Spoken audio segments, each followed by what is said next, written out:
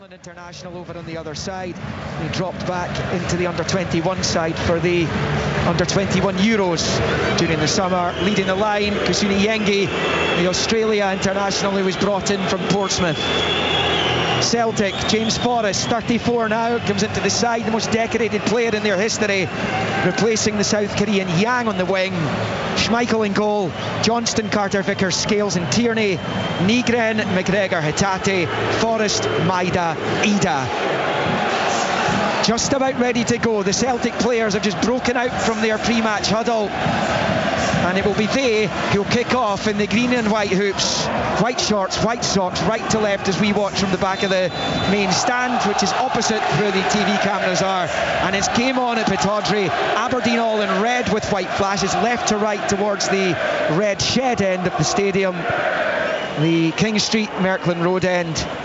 And it's Liam Scales on the ball here, left of the centre circle. At that lone spell here a couple of years ago, as it's moved out to Johnston and onto the touchline for Forrest. Back to the Canadian Johnston, who finds Carter Vickers and he squares it to Scales, who takes it up to halfway. Now it's Kieran Tierney, returned to the club from Arsenal in the transfer window, which is still open for another couple of weeks. Aberdeen clearing through Jensen, breaks back to Tierney, a little ball back for Hatate, but it's missed its target, and it's Yengi touching it back, and down goes Milanovic. Heavy challenge, and Aberdeen have a free kick midway inside their own half.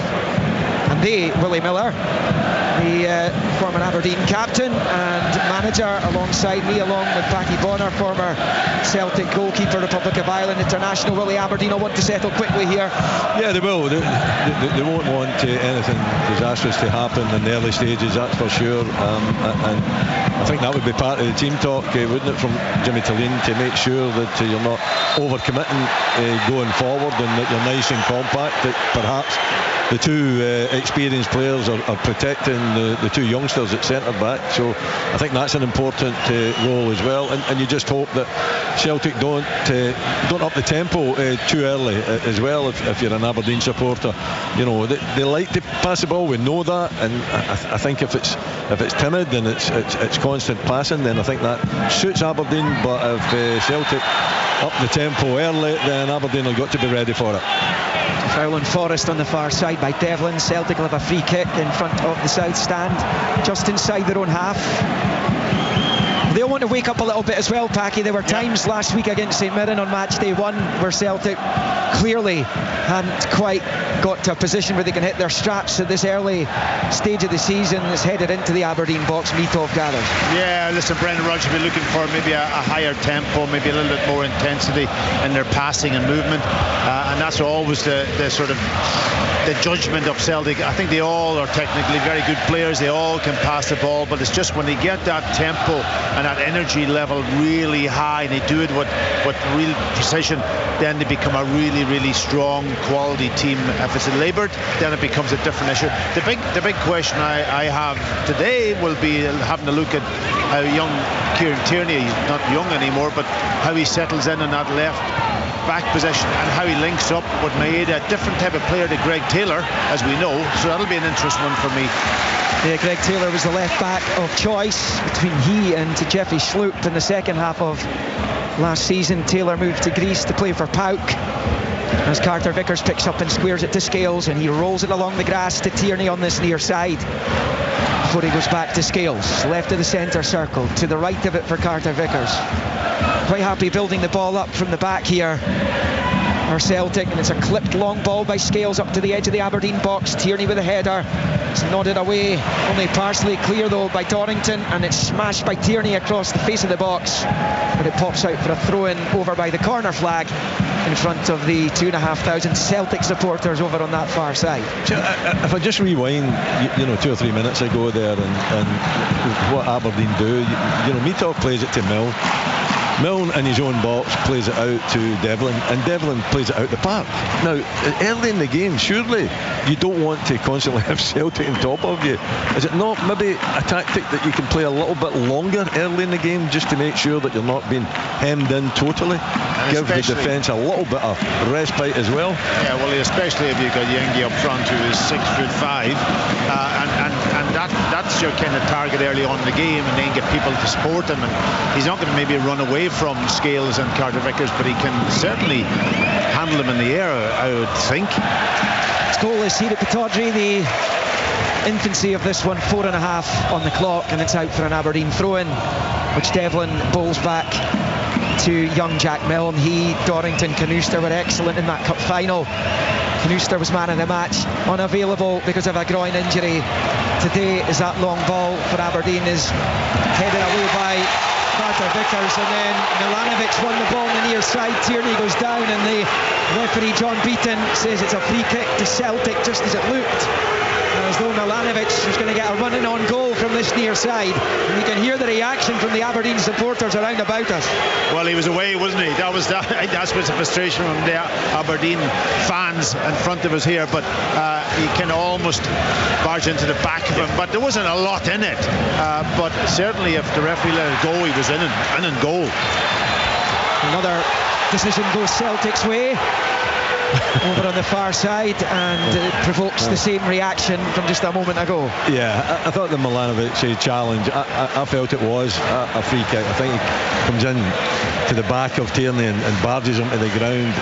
There is an attempt to play the ball, but I don't think he got any of the ball, so I thought John Beaton got that one right. Good spin by Milanovic on this near side. He's got Jensen on it on the right flank, pulls it inside, and it's Auschis. He's managed to get it back to Milanovic. He just couldn't quite get the ball under control. He's on it now. Momentum lost slightly. Right-hand side of the 6-yard box. Clips it to the left-hand side of the area for Devlin. Rolls it back to Nielsen. And it comes again. Milanovic beaten to it by Tierney. It's Jensen. Wallops it across, and it bounces off Liam Scales, and out for a throw-in to the home team down by the corner flag on this near side. 0-0. It looked offside to me, to be perfectly honest, but nothing was done by the officials.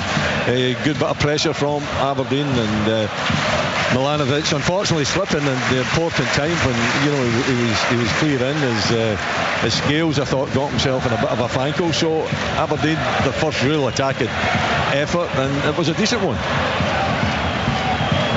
Throw-in down in the attacking position came to nothing. Dorrington swung it in, but it's behind for the goal kick. Schmeichel is on it, and he plays it short to Scales, and he takes it up to the midway point of his own half, to the left for Tierney, and then infield to Scales, short to Callum McGregor. He was one of the men who saw his penalty saved in that shootout in May.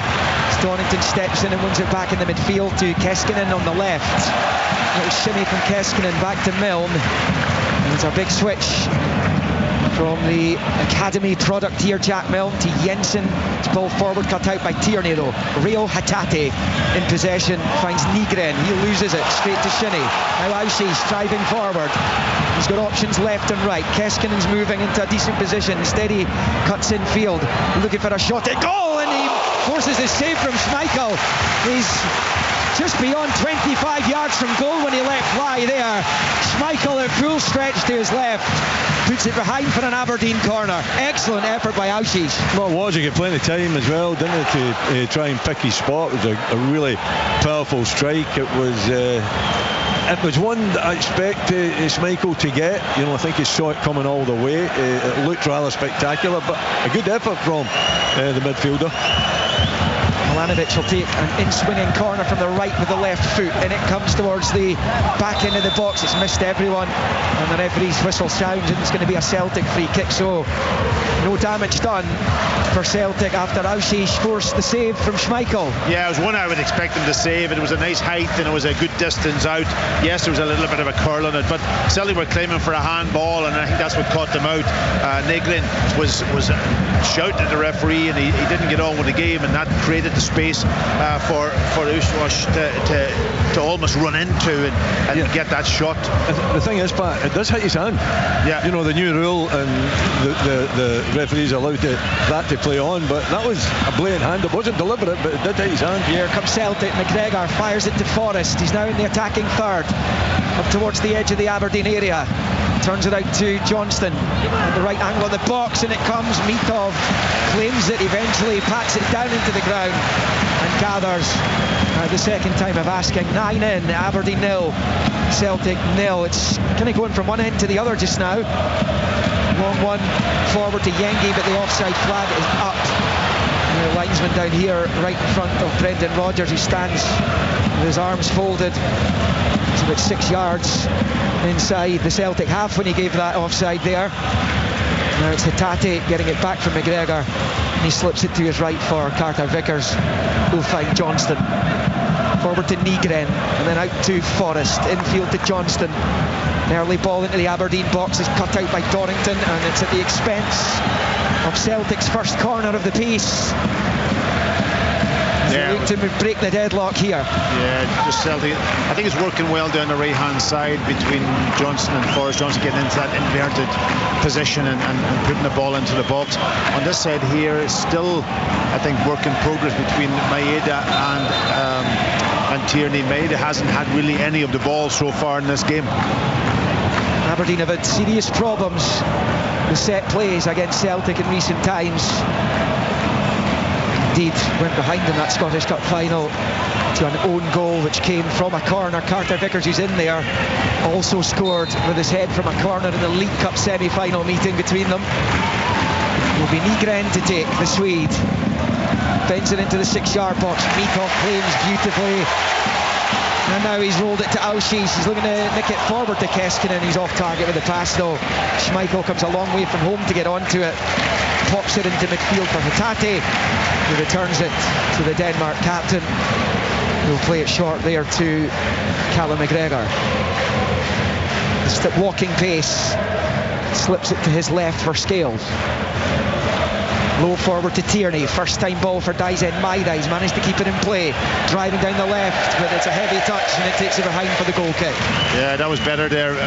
Tierney picking up that inside position and pulls somebody inside, creating the space for Maeda. He just had a bad touch at the end. Did well to keep it in initially and then just ran it out of play. But the pace, you've got to get him on the ball and get that pace where he can take on Jensen.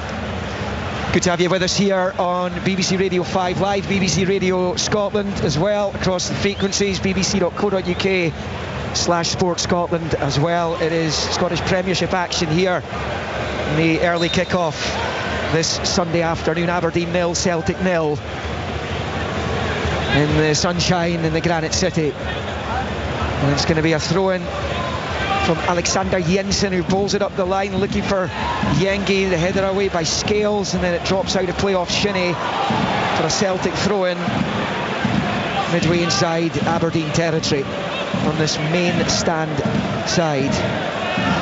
The Aberdeen manager there, Jimmy Tellin, wrote his name into this club's folklore at the end of May. After 35 years of waiting for the Scottish Cup, that sits proudly in the boardroom here. Here comes Celtic with James Forrest driving down the right hand side. Devlin slides in, manages to get a touch onto it. Nielsen's unconvincing though. Milne gets it away, and then Shinnie smashes the ball up the park over on the far side, where Carter Vickers will pick it up and squares it infield to McGregor. I always think, you know, when James Forrest gets the ball and Alistair Johnson goes into the space that Forrest is wanting to occupy, why does he do that? Well, Yengi was almost able to release Auschis. It's blocked, but it breaks to Milanovic, who popped this up on the left. Misunderstanding with Keskinen though, as he passed it forward. Johnston read it, and it's played out to Nygren on the far side, and then to Carter Vickers. When they do get the opportunity to try and puncture that Celtic defence, the quality is going to have to be better than that. Here's Hatate for Maeda on this near side, rolls it back to Tierney. And then Scales. Slightly surreal for you, Pat, seeing Kieran Tierney back in a Celtic shirt. Yeah, well, listen, we got used to it because there was so much talk last year that he was coming back, and I think that business was done very early. It's how he's going to actually perform and his staying away from injury is going to be the critical factor for him. Well, Yengi delayed his pass and allowed McGregor in to make the challenge. He was out for a throw-in over on the far side for Aberdeen, which will be taken by Nicky Devlin. There is plenty more action to come, both north and south of the border. This afternoon, the Community Shield, later Crystal Palace against Liverpool. It's a 4 o'clock kick-off. in Scotland. Dundee United, Hearts, Aberdeen and Kilmarnock. Coverage of that to come on Sports Sound and BBC Radio Scotland later. Those two getting underway at 3 o'clock. Also English Championship action as Leicester and Sheffield Wednesday get their league seasons underway. And of course next week it's the English Premier League. The big kick-off as the big switch for Aberdeen from Milanovic comes off his toe and out for a Celtic throw-in. Good switch of play, actually. A great idea. It was a good idea. Yeah. I don't think Milanovic was actually waiting for it. No. And he was caught a little bit on his heels, but it was a good ball played in over the top of Tierney. I think Aberdeen are trying to get men forward. Yeah, they want to be compact, they want to be defended. They're not defending particularly deep either, so they're trying to keep it a high line. But when they get the opportunity to get forward, they certainly commit men forward to the field. As yet, nothing really coming of it. One opportunity perhaps, but at the same time, the intent is still pretty good against a strong Celtic side that I don't think is hit top gear yet. No, Celtic just haven't that intensity I talked about before the game. The energy. There's an example of it there, Pat. Kieran Tierney just kicking the ball into touch. Yeah, well, that's a technical execution issue, but I think just the intensity is just a wee bit low at the moment from Celtic's perspective. To be fair, last week when James Forrest was introduced and he's starting today, it made a huge difference. They might not have won that game if Forrest not come on and made the impact that he did. It was Luke McCowan who scored the goal, but Forrest, his introduction and the desired effect as McGregor picks up over on the far side and knocks it back down the line for Johnston, who'll utilise Kasper Schmeichel here. Low ball back to the Celtic keeper. Plays it short to Carter Vickers, and of course Schmeichel badly at fault for the Aberdeen equaliser in that Scottish Cup final. As the game went into its closing stages, Tierney tries to spin away from Jensen, but he drags the ball straight to Dorrington. Yengi, is he being fouled by Scales? The referee doesn't think so, as McGregor is caught by Nielsen on the halfway line, and that will be a Celtic free kick. And cue more angst from the Aberdeen supporters. It's goalless here, 16 and a half on the clock. I think Nielsen is lucky to get away with that. There's no attempt to get the ball at all when he's challenging Callum McGregor. The crowd are getting a bit angry, Yengi, up against Scales there, but I didn't think there was anything in it. I think the referee was right to just allow play to go on. I think both of them were at it. Yeah, and I think Wally uses centre half. You're up against a big guy like that. You've got to hold your ground, haven't you? You're not going to be bullied or moved, So Scales that's what he was doing, and he was backing into him. And Scales coming forward here up to the edge of the Aberdeen box. His pass is poor, though. It was straight to Jensen. It's under pressure from Maida. Ball up the line's cut out, breaks to Adamida, gets the cross in, but it's right down the throat of Dimitar Mitov, who holds on. And it's bowled into midfield for Auschwitz. A little backheel. Keskinen fouled by Carter Vickers. He's irate at the decision to award Aberdeen the free kick there, the Celtic centre-back. No, it was a free kick. He's gone in the back of him, and he might have made contact with the ball, but it was the force of going into the back of him. Very similar to what we've seen earlier in the game. Yeah. So, referee's consistent. We're seeing a lot more from Aberdeen, though, across the board than we saw in the first half at Tynecastle on Monday. It was a real performance of timidity and almost anxiety as well. When they went to Tynecastle, they got an atrocious record there. Haven't won there since 2017. They haven't beaten Celtic here since 2016. We'll try and sort that particular statistic out this afternoon. Goalless after 18 minutes. It's about getting the energy levels high, isn't it? I think the shape's very good. I think it's working pretty good at this moment in time. But they've got that aggression, they've got the tempo. You can see they're at it. Aberdeen, and Monday night, they just weren't there. Here's Forrest chinking in from the far side to Hatate, the edge of the box, looking for Maida. His ball forward's cut out though. Aberdeen clear. Celtic will come again. It's Carter Vickers squaring it infield to McGregor. Forward to Hatate, then back to Scales. He'll shuffle it out to Tierney on the near side, level with the edge of the D of the Aberdeen box, plays it infield to Maida. Back it comes to Scales along the deck. And infield to McGregor. Celtic picking their way through here. Hatate left hand side of the box. Just the cross in. He beats the two green shirts that were in there, and it pops out with Johnston on the far side. Back it comes to Carter Vickers. Celtic try again here. Back out to the left. Scales, a dreadful ball by Liam Scales. He's given it straight to Milanovic. He'll roll it to Yengi ahead of him. Yengi tried to return it to Milanovic, but goes straight to McGregor. The two Aussies on the near side, they know each other pretty well. They were previously at Western Sydney Wanderers together. Yengi went to Portsmouth. As Nygren picks up for Celtic, down the line for Forrest. One back well by Keskinen. Devlin, and then Nielsen fires it into the centre circle there for Yengi, but he's lost it. 3 or 4 Celtic players around him. Yeah, his first touch was poor though. You know, gets away from him, and that allows then the players that is supporting the Scales to get their foot down and win the ball, and you've got to do better than that. Yeah, comfortable possession, that's what you're looking for, isn't it? Big, strong target man using his physique, and the touch just wasn't there, and it hasn't been there yet. You know, sometimes with that type of striker though, it takes a little bit of time for them to get into their rhythm. It's Callum McGregor for Celtic. Square ball to Johnston, and out to Forrest over on the far side, level with the Aberdeen 18-yard line. Now he's level with the penalty spot. Keskinen trying to stay with him. It's still Forrest.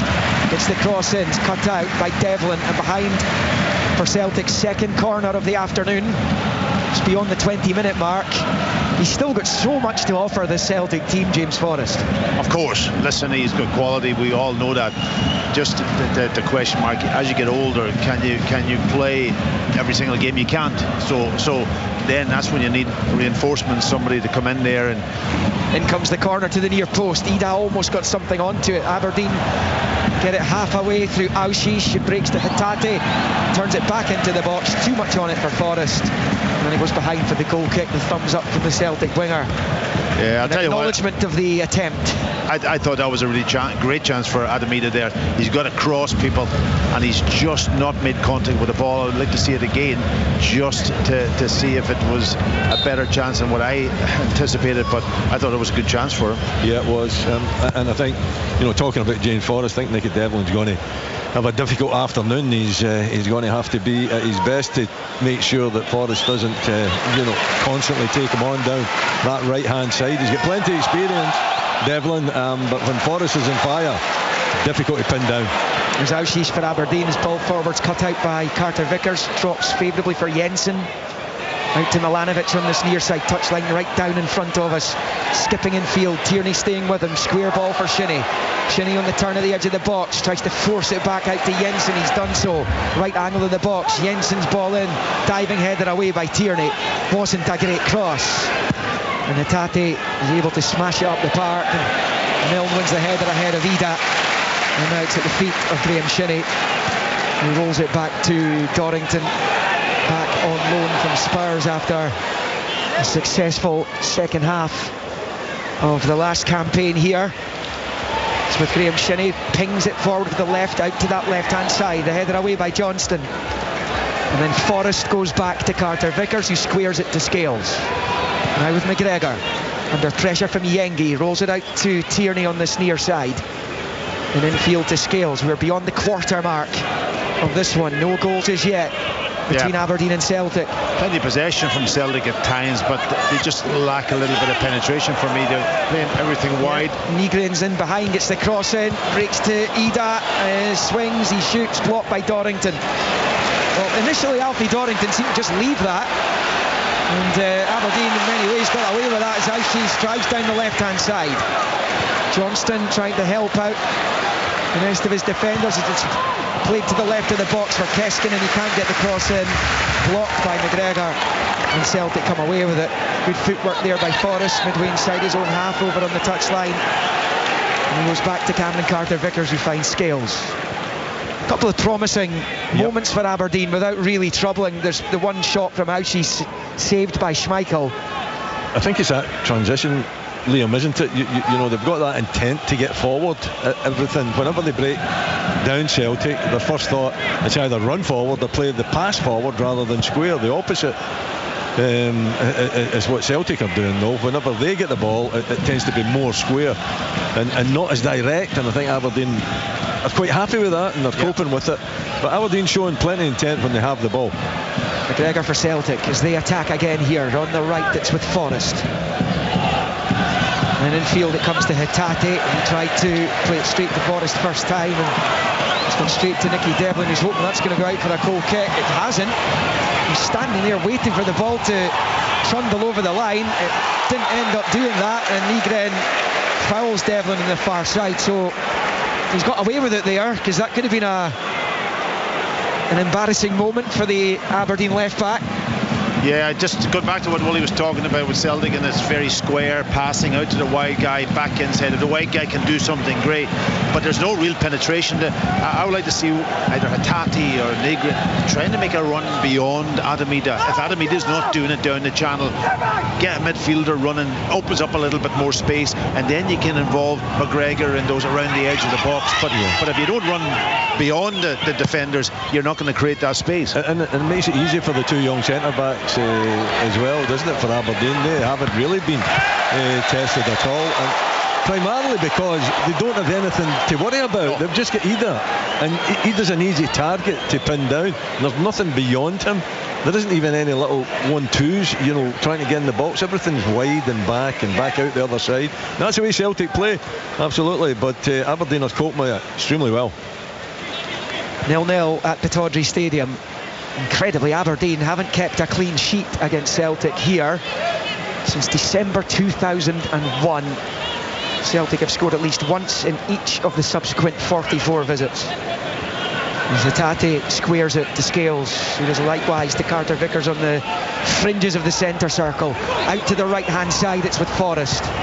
Forrest then to Johnston, level with the Aberdeen 18-yard line, flicks it with the outside of the boot there to Nygren, forced out to the touchline by Keskinen. Now it's with McGregor, square to Scales. Celtic deciding to try down the left-hand side here.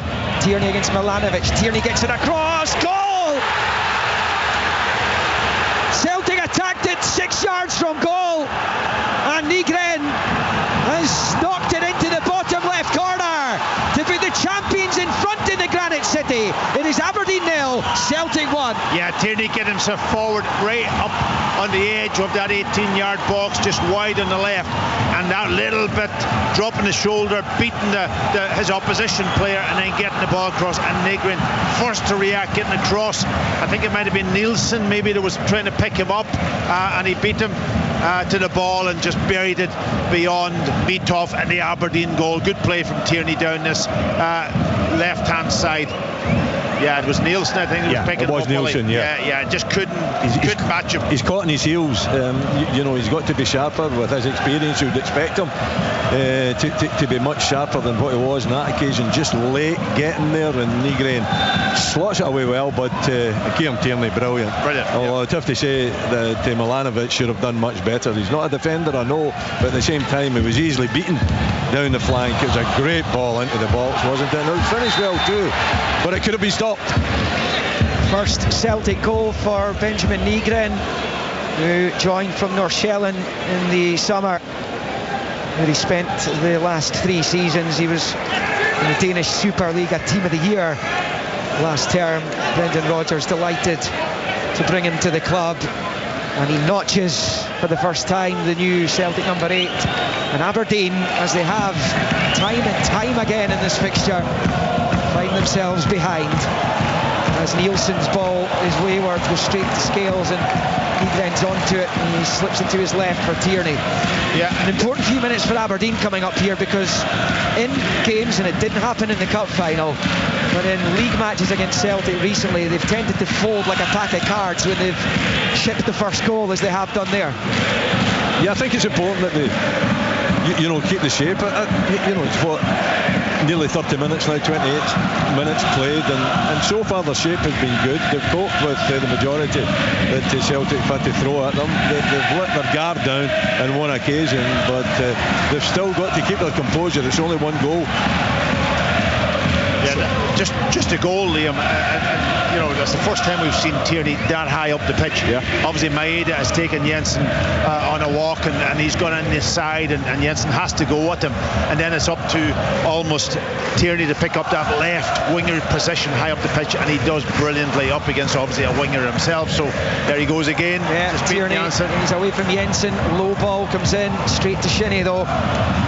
Shinnie, Maeda sliding in, trying to keep this attack going for Celtic. Shinnie goes down, no free kick. It's Hatate, shoot, saved by Mitov, and then lashed over the bar on the rebound by Nygren as Celtic try and turn the screw here in the northeast. 29 on the clock. The champions 1-0 up. Yeah, and again Tierney, again in that position. That's where he played when he was with Celtic before. He's obviously did it with Arsenal too, gone down there and with other club. High up on the left-hand side, when he's got that ability with a little bit of pace, dropping the shoulder, getting by people, putting the ball into the box, and he does it. I think that's the difference between himself probably and Greg Taylor. Nielsen's just let it go through here to Ida. Shinnie trying to bail him out. Shinnie gets a toe on it, but Ida emerges with the ball, driving down the left. Jensen gets between the man and the ball and wins the free kick. Yeah, I mean, Tierney is a powerhouse, isn't he? And the only thing, Pat, I would say to that is, in both occasions, I know where he's going to go. OK, he takes a winger on the first time, he goes to the byline. You maybe have to accept that. Jensen then's a defender. And I don't care if you dip the shoulder, you know where Tierney wants to go. He wants to go down to the byline, he wants to cross it with his left foot, and he leaves him for dead. And it's just, for me, it's unacceptable defensively. And it's great play from Tierney, absolutely, but horrible play from Jensen. Yeah, Nielsen's given it away again. Hatate's attempted pass through is cut out. Yengi lays it off to Aussies. Aberdeen, they've been under the cosh a little bit recently. Yengi, Carter Vickers on the ground, still manages to win the ball. Brilliant defending, brilliant. They were caught out there, Celtic, and Yengi did really well actually, laying the ball off, and then they were on the counter attack, but Carter Vickers just using his experience. Celtic on the attack. Yeah, Forrest the overlapping Johnston gets the long deep cross into the box. Maida though bounces off his shin. Behind for an Aberdeen goal kick. It is Celtic leading by a 0-0. Aberdeen Celtic live across BBC Radio this afternoon on BBC Radio 5 Live and BBC Radio Scotland with Sports Sound. Later to come in Scotland, Dundee United against Hearts, Aberdeen against Kilmarnock, both kicking off at 3. The Community Shield live coverage on 5 Live. Crystal Palace against Liverpool. And then a busy midweek of European action. Scottish clubs trying desperately to come through the qualifiers. Rangers 3-0 up in the third qualifying round for the Champions League when they go to the Czech Republic to face Victoria Pilsen with a 3-0 lead after that victory in Glasgow last Tuesday. Wednesday in 5 Live, we get Paris Saint-Germain against Spurs, the Super Cup. Of course, Aberdeen won back in 1983. And then Thursday, Dundee United, Rapid Vienna, 2-2 after the first leg of that. Hibs, Partizan Belgrade.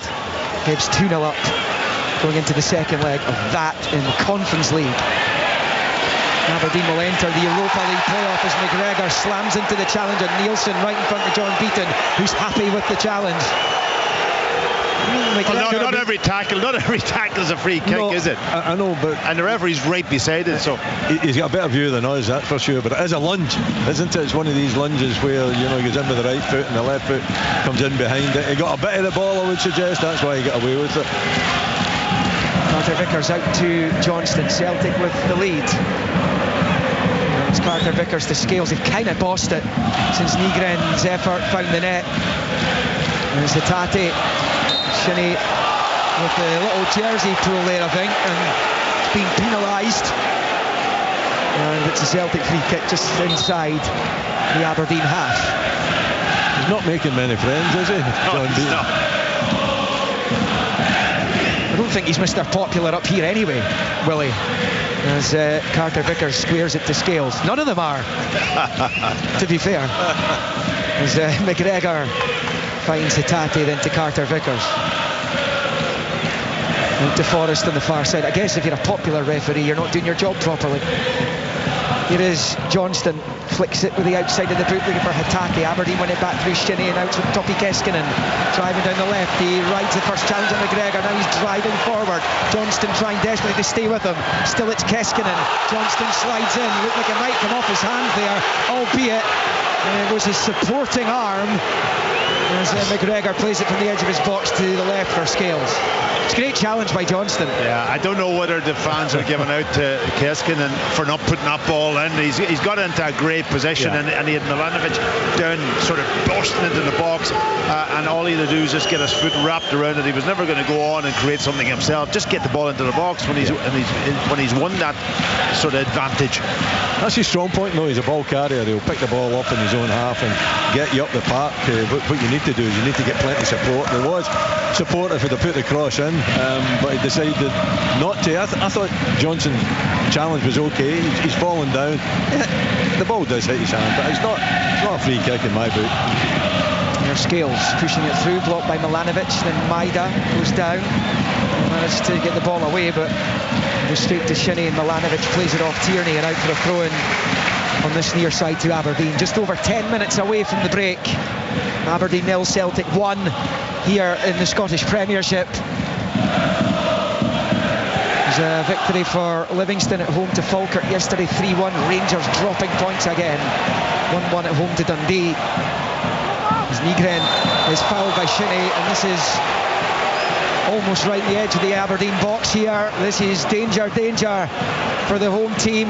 It's maybe about level with the edge of the D, just to the right of it. Clumsy from the Aberdeen skipper. I think he referee done Aberdeen maybe a slight favour there, because Forrest had picked up the resulting ball when it broke away from the two players, and he was in on goal. He was in down the right-hand side. So the referee blew early, and he is blowing early, isn't he? Yeah, but it's a good opportunity. Nygren looks as though he wants to take the responsibility. He's lining it up. There's no one else round about him. So what we're talking about, 22, 23 yards out, right-hand side. An opportunity to go for goal. He's just come up with his first goal for the club as well. He's going to take this free kick. It's the only candidate. It's left-footed. It's over the bar, and it's fairly harmless in the end, and it stays Aberdeen 0, Celtic 1. Yeah, I didn't get any dip in that ball whatsoever. It was a tame effort, I've got to say, from a decent position, as Wooly described. Mitov will take the goal kick. He's just urging his teammates to come into a more central position. Celtic won their 55th league title last season. It was their 13th in the last 14 campaigns. Their 4th in a row, as they start this renewed quest to finally break the record and get to 10 titles. There's Jensen for Aberdeen, to Shinnie on this near side to Milanovic. Moving in field, left-footed ball is straight to Johnston, who clears. It's the quality in the final third for Aberdeen when they've got there has been nowhere near good enough. Yeah, Milanovic has been probably one of the players who's got good possession at times, cuts on the inside and just gives the ball away far too easily when he's in a really good position to do something with it. Time for an Aberdeen throw-in over on the far side, about level with the edge of the centre circle. Over on the Don's left. And just the one behind. And of course they famously came from one down to lift the Scottish Cup against the same opposition just a few months ago. There's Ida though for Celtic. They brought it out to this left-hand side for Maida, and now it's with the Japan international. Maida against Jensen. Rolls it back to the left angle of the box for Tierney, who does the same for McGregor. And then to Tierney again, who goes back to Scales.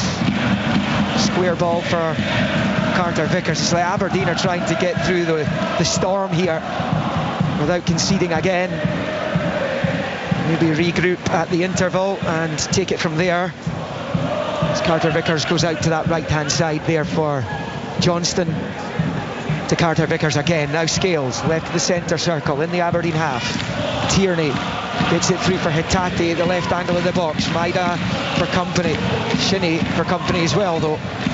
Shinnie chasing him, Hitate back on it, and he goes back to Scales. And then Carter Vickers.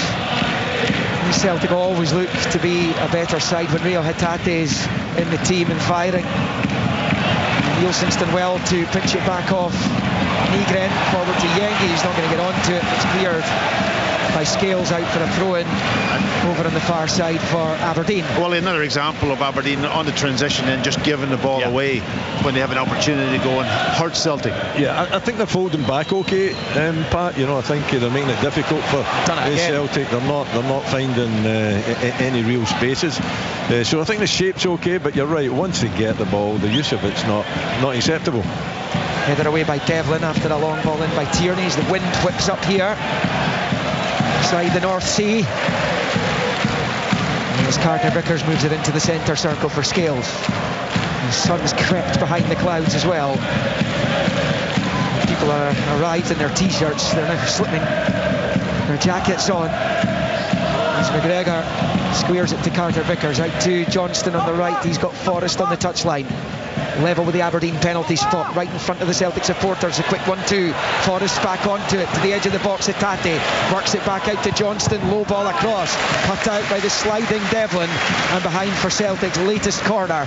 They lead 1-0 with just over 5 minutes to half time. Yeah, good play from Celtic. Being patient, waiting for that sort of opportunity to get in behind and working a little combination of passes down that right hand side, and eventually Johnston getting in there, and it was cut out for the corner. Which will be taken by Nygren. In swinger with a left foot from the Celtic right, and it comes as a header at goal, which has just gone past from Liam Scales.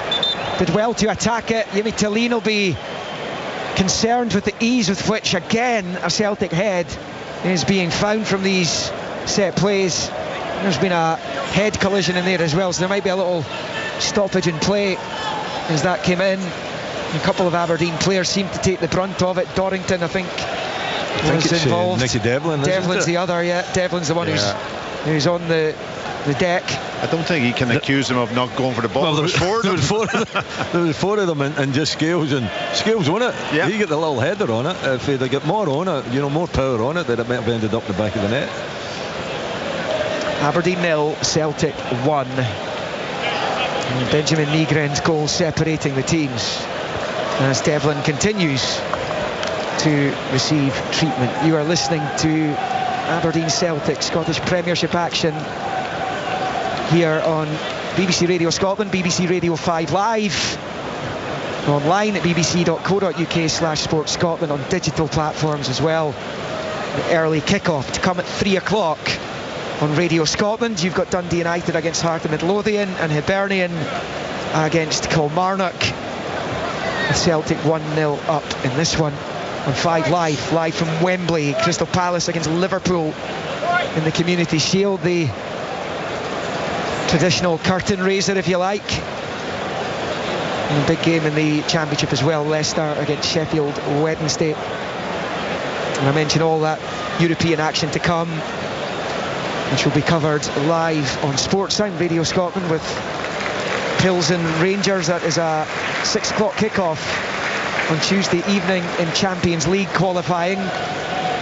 Rangers have already negotiated one round, having come past Panathinaikos, and you would think that they will get the job done despite their domestic ills of late. 3-0 up surely will be enough for them to go through. The Super Cup on Wednesday, live from Udine in the north of Italy. In the Friuli, the home of Udinese. It's Paris Saint-Germain against Tottenham Hotspur. And then on Thursday, Aberdeen will be keeping an eye out on the match between the Kosovans Drita and FCSB, aka Stoja Bucharest. The Romanians won the first leg 3-2, had to come from 2-0 behind to do so, and the winner of that will face Aberdeen in the Europa League playoff. And later, or at the same time that evening on Thursday, Conference League third qualifying round, second legs. Dundee United Rapid Vienna 2-2 after the first leg. A courageous display by United on the night in the Austrian capital. And Hibs comfortable 2-0 up, having won in Serbia the other night against Partizan Belgrade. So all that to come in the week. And in Scotland, certainly the League Cup last 16 across next weekend. And down south, the Premier League season kicks off as Mitov gets the game back underway here. Devlin will be coming back on as He's going to feel that in the morning. I think there's a lump already begun to come out on the right side, just to the side of his right eye, and he's back on now. So Aberdeen back their full complement. We are heading towards the final minute of the opening 45 with Celtic leading 1-0, and as it stands there will be 2 minutes of stoppages bolted on to the end of this opening period. It's under pressure from Ida, gets it to Nielsen, but he gives it away. Maida, Hatate, blocked by Dorrington as he looked for Ida, and Jensen will clear. I think Aberdeen are seriously going to have to look at that midfield situation here, because Nielsen is continually giving it away, and as Keskinen picks up over on the left. It's the nutmeg on the goal scorer. Nygren slips it into the box. Yengi, left hand side of the 6-yard box. Oh my goodness me. The ball's gone behind for the goal kick. Yengi, all he had to do was smash it across with the left foot, and it kind of did nothing with it, and it trundles behind for the goal kick. And the Aberdeen supporters have not been too impressed with the inauspicious opening to Kasuni Yengi's Aberdeen career, and that's not going to help him, Willie Miller. It's not. Let me say on the positive side, it was a good run from the striker, in behind the Celtic defence, but you're right, I don't know what he was trying to do with that one. He's going towards the byline. I think what he's trying to do is maybe a little bit of drag it back and stop the ball and maybe get himself turned round, where just trying to maybe play the ball across the face of the goal was what he should have been doing. Well, I mean, what it is a brilliant opportunity for Aberdeen that they've completely spurned. And Celtic pick up with Scales. Carter Vickers, we're into the first of the 2 minutes of stoppage time. Nygren to Johnston on the far side. Celtic now level with the edge of the D of the Aberdeen box. Played back to McGregor in the midfield. Squares it to Scales. Out to Kieran Tierney on this left-hand side. His cross is very deep. Devlin will flick it away, and it will drop to Johnston. Cushions the ball back to Nygren at the right angle of the Aberdeen box. Forced out to the touchline. And then to Carter Vickers. It's going to be crucial for Aberdeen that they do not concede a second before half-time. Scales to the left side there for Maida. Jensen does well, defends it well, pokes it away from Maida. Now Auschich on this near side. Man on loan from Sunderland finds Jensen, but he just gives it straight back to Celtic with Callum McGregor, the grateful recipient. Jensen smashes in on the challenge, and it goes out for a throw into Celtic on this near side. Aberdeen 0, Celtic 1, the second of 2 minutes of stoppage time. Yeah, I'm not really sure that Aberdeen players know what to do actually when they get into that final third. It's almost like, do I pass it? Do I try and beat the player? It's almost like they're getting caught in two minds and they're giving the ball away. And 3 new players as well. You've got to remember the front 4. So I think it's going to take them a wee bit of time to gel. I think they're getting.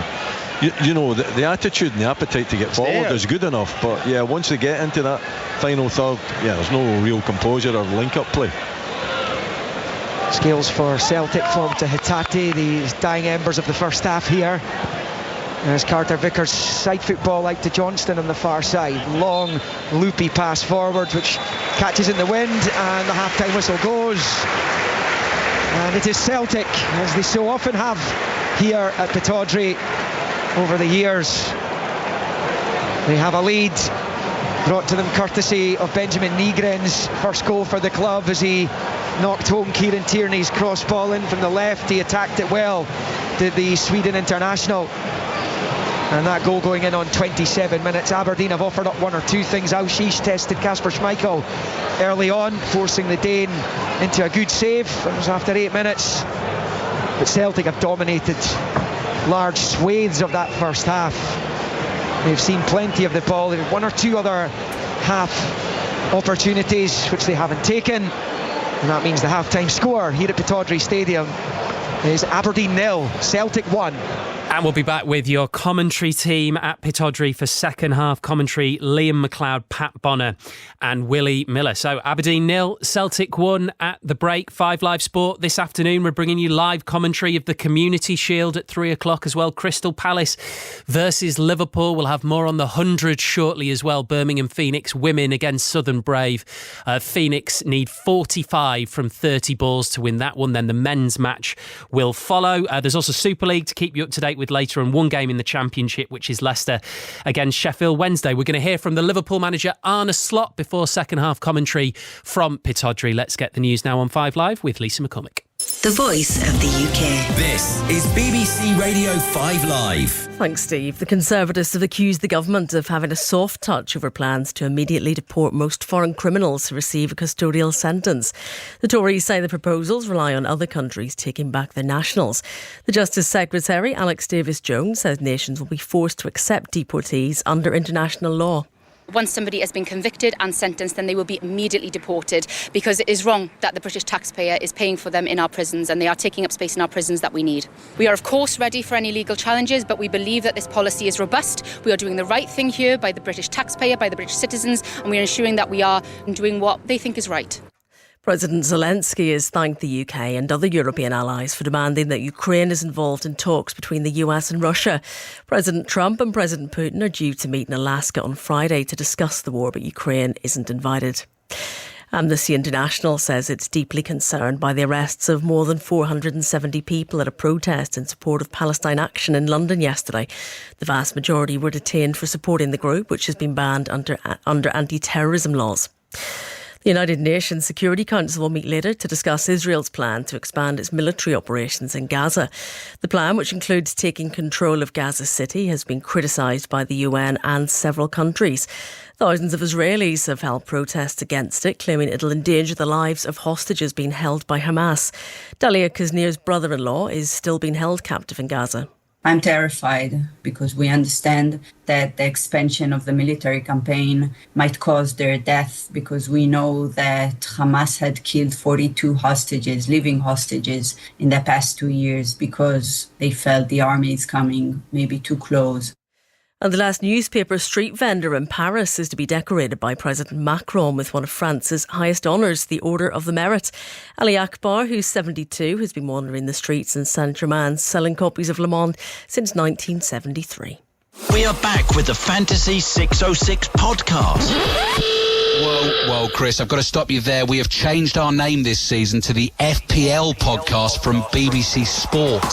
All you need to do is search for FPL, and if you already subscribe to our podcast, you don't need to do anything at all. Chris, have a guess what the code to join the BBC Sport League is. Was it 5E? It's BBC FPL. Oh, yeah. Come and play the game with us as we continue to teach Chris about Fantasy Premier League. The FPL podcast from BBC Sport. Listen on BBC Sounds. This is 5 Live Sport With Steve Crossman. Listen on BBC Sounds. Do you know, I was about to say, if you go over to 5 Sports Extra now, you can listen to one of the modern greats of the game out there batting for the Birmingham Phoenix in Elise Perry. But Melissa Story, you can't anymore. No, you can't. The Southern Brave have just taken that crucial wicket. I was going to say that when Elise Perry was out there in the middle, it felt like the Birmingham Phoenix was still in this. But in their chase of 140, they still require a further 45 runs to win from 29 balls. They are now 5 wickets down, including that big wicket of Elise Perry and England internationals Emma Lamb and Amy Jones. Really does get the sense now that this is the Southern Braves' game to win.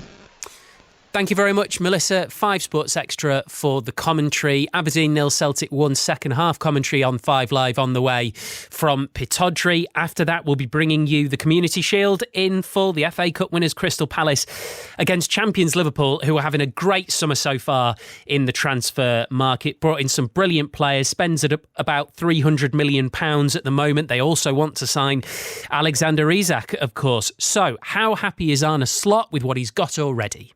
We think we already have a lot of attacking power in our team. So when I think about Cody Gakpo, Federico Chiesa, Hugo Ekitike, Mo Salah, Jeremy Frimpong, who can play as a right winger, Florian Wirtz, who can play as a left winger. So I already feel I have a lot of attacking options in my current squad. But as always, as a club, we are always looking at the chances in the market. But that can also be in the midfield or in the last line. And considering how much you had to acclimatise to last summer and how late players arrived, just how valuable from a coaching point of view have you found this pre-season? That's completely true. The good thing about last season was that the whole squad stayed. So they knew each other very well already. Now a few players have left. We brought a few players in, so that always takes a bit of adaptation as well, because the players we've brought in, some of them have different qualities than the qualities we already had. So they need to adjust to their new teammates, but we have to adjust to them as well. And it's a good thing we could have worked already for 4 weeks now, I think. Yeah, that's the pleasing part of not having a World Cup or another tournament in the summer, that you can work with them from the start. That's Arne Slot speaking to Five Live's Rob Schofield. Let's speak to the Athletics Liverpool correspondent James Pearson. Neil Atkinson from the Anfield Wrap. Afternoon, fellas. Afternoon.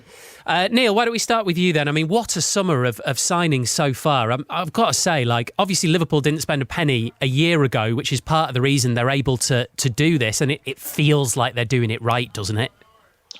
It does feel as though they've got it right so far. I think the players who've had the opportunities in pre-season have really impressed the new players. They look as though they're going to really be able to offer change the way Liverpool attack, and I'd include certainly Frimpong in that as well. I think Kerkez has been a teeny bit more withdrawn. But Frimpong and what we've seen from Conor Bradley as well, neither of them obviously have the passing range of Trent Alexander-Arnold, but they offer something else in terms of energy and pace, and also the willingness to be direct, both with and without the ball. So, I think that Liverpool's attacking options so far, they've definitely added quality, but what they've actually lost is a little bit of numbers. I think the loss of Diaz, Nunez, and obviously the very tragic passing of Diogo Jota means that Liverpool right now, I think, I understand what Arne Slot's saying, and Liverpool's constant position is to always act as though we're happy. But I do feel at this point in time, Liverpool do still need to add another couple of attackers, and they also need a centre-back. Yeah, here's the thing, James. He has to say what he's just said, Arne Slot, obviously, in a way, doesn't he? He can't really say anything else. That said, if he was totally happy, they wouldn't be trying to sign Alexander Isak. Yeah, exactly. You're not going to show your hand, are you? You don't want people to think you're desperate. But as Neil said, the reality is it's been a great summer for Liverpool in the market so far. They've done some fantastic business. They've also generated a hell of a lot of money in sales. I think we shouldn't overlook that. I think they've spent 300 million. They've recouped 200 million now with that sale of Darwin Nunez to Al Hilal in the Saudi Pro League. But yeah, clearly they're in the market for a Nunez replacement. They want that person to be Alexander Isak, and at the moment there's this standoff going on where we're not too sure where that one is going to end up. Clearly, Isak wants Liverpool want him. The question is, can Liverpool do that deal with Newcastle? Do you guys, Neil, feel like Alexander Isak will be wearing red come the end of the transfer window? I don't know. I think the difficulty is it involves Newcastle being competent. And thus far, they've shown a staggering level of incompetence. Ouch. So I think from Liverpool's point of view, ultimately, I completely agree. Newcastle's position should be that they're not prepared to sell Isak until they have, I think, either one top quality replacement or two replacements for Isak and Wilson. Mm-hmm. And I agree with Newcastle on that. But the issue that you have is that if I was, owning Newcastle, the loss of Mitchell means that it looks like Newcastle have come into this transfer window completely without a strategy and without a plan, and they've looked to be flailing around a little bit, and they've looked to be flailing around deeply unsuccessfully. So you end up in this situation where I, responsible for Newcastle at this point, I would not have any confidence in the ability to get a top quality replacement. So until I see one, I would not let Alexander Isak go. Now, Newcastle may still decide to behave differently, and I think these problems are quite deep-seated in Newcastle. I think they go back a period of time now. I don't think they're anything to do with Eddie Howe, I hasten to add, but it does appear as though it's a hierarchical point, and the contrast to Liverpool, where Richard Hughes seems to have had a really clear idea as to exactly what he's trying to achieve over this transfer window, is marked. But if you are Liverpool, you do have to deal with the reality of other clubs. You can have the best plan in the world, but if other clubs' house isn't in order, then you are going to end up perhaps in a situation like the one Liverpool find themselves in with Alexander Isak. I see. I thought you were about to say that they were being incompetent when it comes to what they're doing with Isak. You're talking about the rest of their business and the window that they've had. Yeah. Right. I mean, I think right now the Isak position's perfectly logical. They do not have a replacement and have let Callum Wilson go. And Callum Wilson last season, he wasn't able to contribute quite as much as both he and Newcastle would have liked. So if Newcastle can bring in two players, if one of them is Wissa, I don't think Wissa necessarily replaces Isak.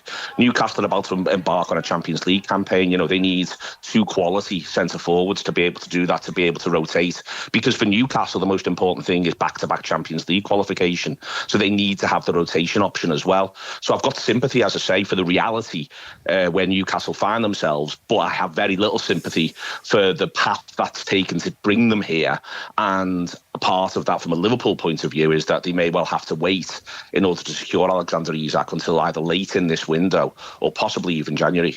Okay, so on Liverpool then, James, I think, because you think back to when Liverpool won the league under Jurgen Klopp, there was this great line from Klopp afterwards where he said, we're not going to try and defend the title, we're going to try and attack it. I just wonder if what Liverpool have already done this time around is a good example of the best way to attack it, which is to shuffle, which is to go into a season having made the kind of changes which just recycle levels of hunger and change the energy again. Yeah, I agree. I think you go back to, I remember listening to Arne Slot at the back end of last season, and he even though Liverpool had absolutely run away with the Premier League title, he said we're still not where I want us to be. He said, that he pointed to the fact that so many games had been tight that Liverpool hadn't found themselves hardly ever in a position where the game was done and dusted with 20-30 minutes to go. They were having to scrap and fight for results. And in his attitude was, we need to add new weapons. We need to evolve. I think changes were inevitable anyway. When you lose someone as creative and as gifted as Alexander Arnold, you're going to have to react. And obviously Florian Wirtz is a big part of filling that creative void. And then Frimpong at right back, Kirkes, the long-term successor to Andy Robertson, and then Hugo Ekitike, another really exciting addition to this attack. So it's a new look Liverpool, and I think it's a very different challenge for Slot because of course a year ago all the talk was he's benefiting from continuity, he's not having to make people gel and adapt to new surroundings. This time around it's the absolute contrast. Can I just finish, Neil, just by sort of checking in with you? And I know, even though you're from the Anfield Wrap, I know you don't speak for all Liverpool fans. I'm not trying to get you to. But you mentioned Diogo Jota, and I know there's going to be a really powerful tribute before the game to him and to his brother Andre. It's been an awful summer for Liverpool fans, and I know the whole of football has been affected, but nobody more than his family, and beyond that, nobody more than his teammates and the staff and the Liverpool fans. So how powerful and emotional do you think it will be today? It's not the first tribute, obviously, but it will be on a grander scale, a bigger scale, because I suppose that the nation will be joining in, really. Very much so. I think that I'm expecting the Crystal Palace supporters who showed an unbelievable amount of sort of love of football when they came to Anfield at the end of last season to be very similar as well. I think it's important, obviously, to remember first and foremost it is about the family and how the family react. I hope the family like the tributes that there will be today, there will be before the first league game at Anfield. And then from there, sort of, I suspect, here and there ongoing through the season. So yeah, I think it is something which allows football to remember that first and foremost it is simply a game.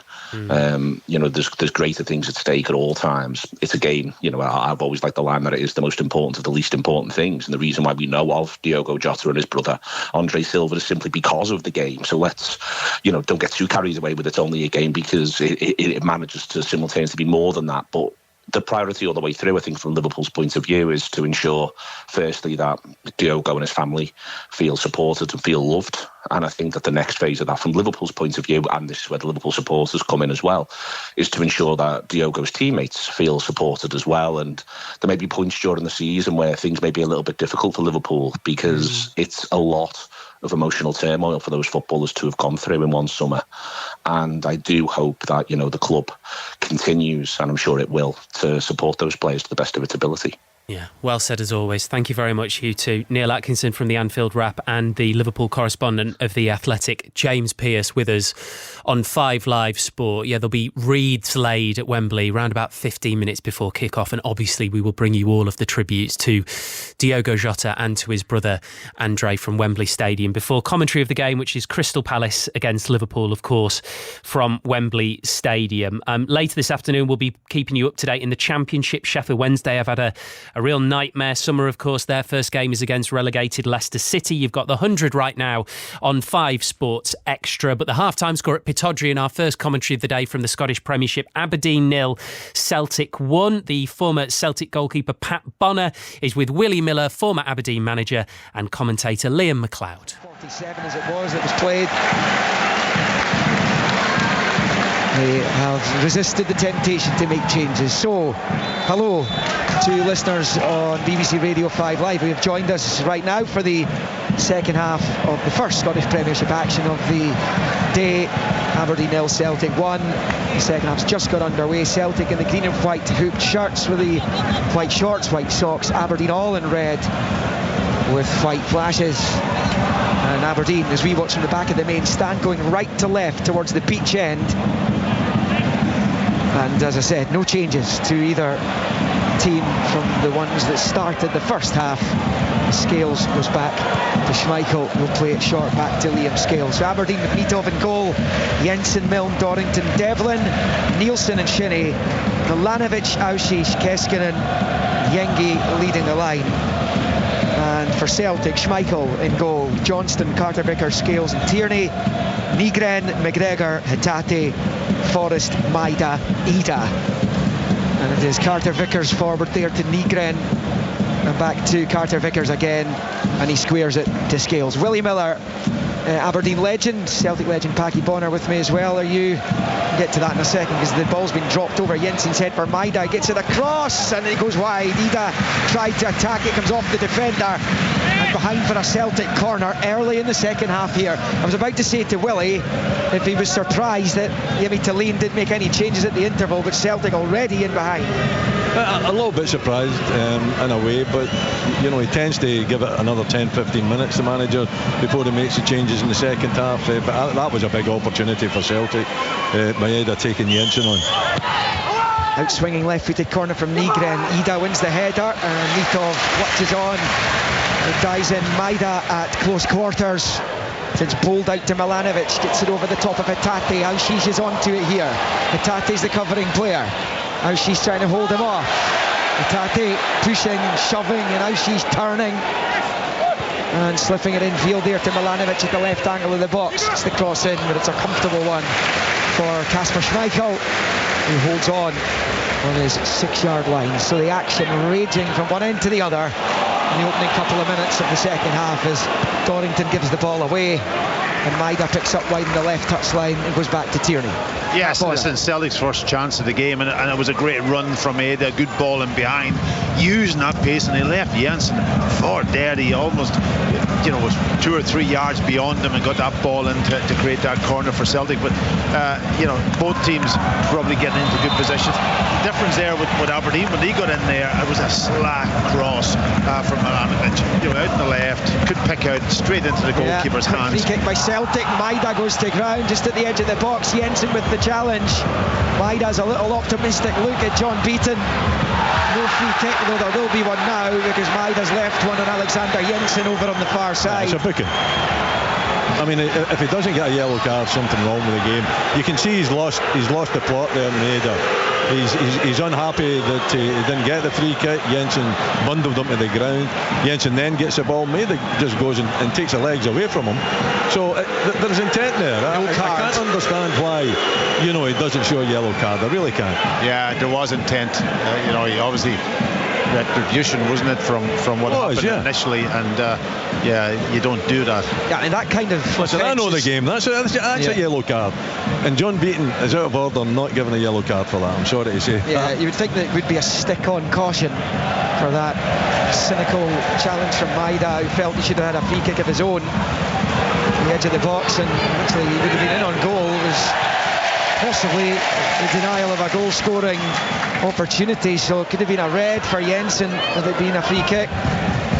Mitov slips it out to the right for Dorrington. A long ball from him up towards Yengi, but it just drifts out harmlessly for a throw-in to Celtic on the far side.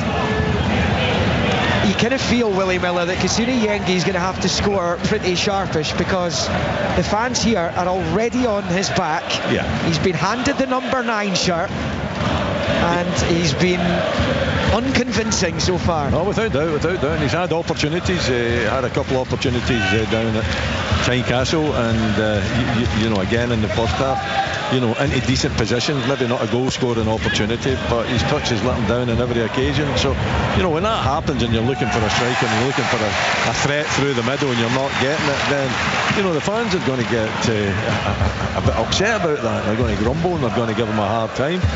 And he doesn't look the type that would endear himself to the fans. You know, he doesn't look as though he's got energy. Doesn't look as though he's working particularly hard. Even when things are going wrong for him, he doesn't show any emotion that he knows that things are not going right for him. So, yeah, I don't think at this moment in time he's a fan's favourite. Yeah, he had a bad injury at Portsmouth last term, didn't score in the few matches he played, as Jensen's fouled by Ida over on the right side of the centre circle. Will be an Aberdeen free kick. He had a much more profitable season the campaign before. Kasuni Yengi, as Devlin picks up for Aberdeen wide in the left, looking for Keskinen, flicks it in field, given away. Nygren is hauled down by Nielsen, who's going to be yellow carded this time. But listen, that we agreed that Maeda should have been booked. That was also a booking. Yeah. He took him out. You know, he knew exactly what he was doing. No effort to play the ball whatsoever. So, yeah. That is the point the Aberdeen bench are making to referee Beaton just now. If that's a yellow, so's the other one. It was the Aberdeen player booked, the Celtic player wasn't. Aberdeen were the most booked team in the league last season. Celtic picked up the fewest yellow cards. Michael plays it short to scale. I think Nielsen must have had a few last season. Oh, he's one of the most, him and Palaversos in the Aberdeen bench are two of the most booked players in the country. There's Auschis trying to get onto a loose ball in the midfield, mopped up nicely by McGregor though. And now it's Nygren out to Johnston. It's a long ball from him, Melmed as well, to prevent it getting through to Ida, but he can't control it. It was out for a Celtic throw-in on this near side. He read it well though, you know, either making a run out into the left back position, and young Jack Milne did well to track him. He was a little bit unfortunate with his touch when he did control it extremely well. It was his second touch that let him down. Nygren finds Forrest jinking into the Aberdeen box, and a lovely ball for Maida. It's a brilliant save from Mitov. Maida caught it first time, 7 yards from goal, and Mitov tips it over the bar. Paki Bonner, a goalkeeper of repute yourself, you'll have enjoyed that one. Yeah, listen, it was a lovely height, wasn't it? I call them TV saves. I know we're on radio here, but I'm sure it'll be captured tonight on TV. So that was the type of save, but it was a reflex save. It was one of them where Maida's coming off the left. Maida's actually started off the second half really well, and he got into a great position. And it was one of them where you just try to hit the target, and if the goalkeeper saves it, great, because the back of the net, brilliant. It's right above him though, isn't it? You know, it's not. He just got to react to it. It was a decent move from Celtic as well down the right hand side. Celtic corner, Nygren to take, main stand side, the Celtic right as they attack the goal to the right, and it comes. Ida tries to flick it for goal, it's blocked. Carter Vickers chasing, Yengi with a challenge, it comes off the Celtic defender last, and out on this near side for an Aberdeen throw-in. It is Aberdeen 0, Celtic 1. We're on 53 minutes. Aberdeen, you've got to go back to May 2018 to find their last victory over Celtic in a league match, and indeed inside 90 minutes 2 years before that, since they last beat them here. Johnny Hayes and Simon Church scored the goals. Scales giving it away to Auschis, and now Milanovic driving forward up to the edge of the Celtic box. Auschis plays it back across, and then Keskinen's efforts blocked by Carter Vickers. Really important block it was too. Keskinen tried to smash it for goal. Celtic clear. Really slack from Liam Scales there. You know, he had 2 or 3 options, and he chose the wrong option and gave the ball away in a very dangerous position. A great chance for Aberdeen. Again, the final ball though lets them down when they had 2 or 3 bodies inside the box to pick out. Not for the first time has Liam Scales given the ball away when he's under no pressure whatsoever. But here comes Celtic down the right hand side with Nygren. Devlin's out of position, Nygren at the right angle of the box, a good ball towards the back post. Maida wins the header. Milne will take control of the situation and clears it with the left foot up towards the halfway line, and Aberdeen are going to make the game's first substitution in just a moment as Nygren comes down the right hand side for Celtic. Ball across, cut out by Devlin. Celtic throw in on this near side. Now Aberdeen will make the change. Kusuna Yengi is coming off. He's going to be replaced by Ester Sokler, the Slovenian. An injury ravaged season last time around, but he did find the time to score against Celtic as Aberdeen mounted that unlikely comeback in the first meeting between them last October. 2-0 down at the break. Sokler scored early in the second half and Aberdeen emerged with a draw. So it's Sokler for Yengi, who didn't even last the first 10 minutes of the second half, Willie.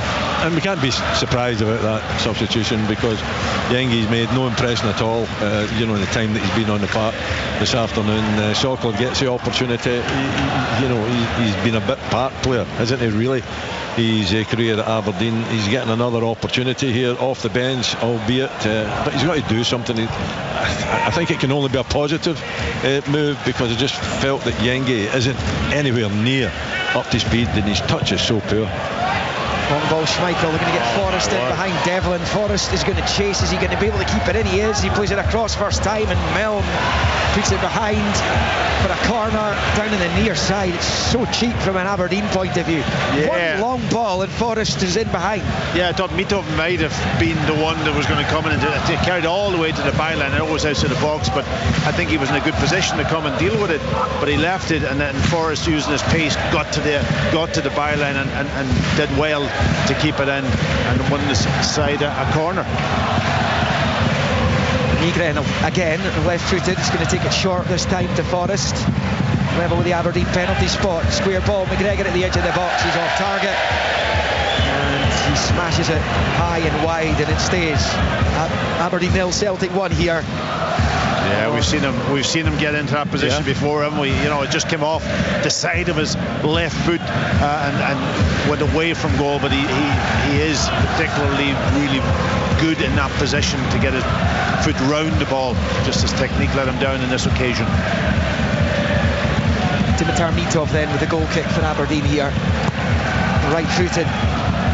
Deep into the Celtic half it goes. Scales wins the header ahead of Sokler. Milne picks it up in the centre circle, then Devlin tries to scoop it back to his keeper. It's just enough on it to get it back to Mitov, who sells Ida the dummy and passes it short there to Milne. To his left, Devlin, Auschis with the ball blocked, but he gets it back. Second chance to get it to Keskinen, which he does. Keskinen steps away from Johnston into the midfield area, left of the centre circle, tries to switch it out to the right for Milanovic. It's headed out for an Aberdeen throw-in. Over on the far side as we creep ever closer to the hour mark at Pittodrie. Yeah, they need a bit of possession, Aberdeen, don't they? They need to try and make an impact against this Celtic side that's been all too easy for the visitors so far in the second half. There's Devlin driving down the left, now level the Celtic penalty spot, goes to ground after Forrest's challenge. Still it's Devlin, now Keskinen drives it into the Celtic box where it's met by the right boot of Carter Vickers, who clears.